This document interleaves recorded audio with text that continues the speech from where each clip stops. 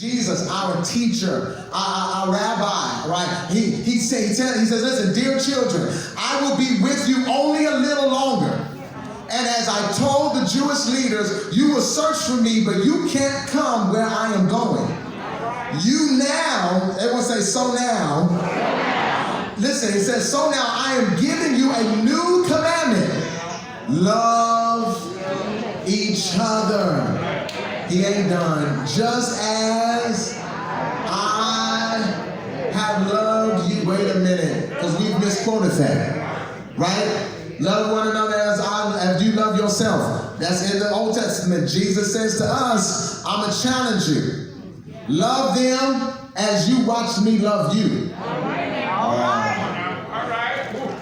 An hour ago, we were tearing this building up, wasn't we? Because how good God been to us.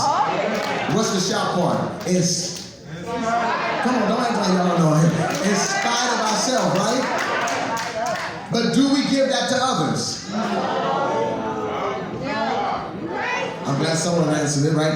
He said, but just as I have loved you, you should love each other. Your love for one another will prove to the world that you are my disciples. This is good. Up until the part in chapter 13, to give you context, up until now, everyone knew they were disciples of Jesus because he was physically here and they were seen physically following him. Now that the physical evidence of a teacher was leaving, Jesus needed them to have a distinct characteristic. Now that listen, how everybody knows you're a Christian is because we were able to physically come to a building. Now that the physical building is not as accessible as much, the only way they're going to know we're Christians now is that we have to have a distinct characteristic that helps us to stand out from the rest of the world. Have y'all been in the world lately? Have y'all been out there in these streets? It's rough in these streets. No. They will cuss you out over anything. But we can't be a part of that.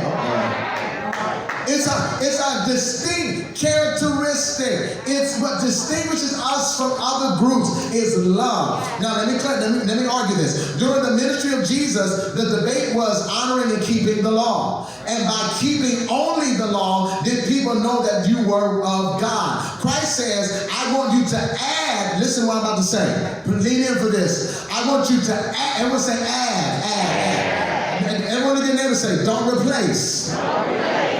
The key word, the Sesame Street word today is add, not replace.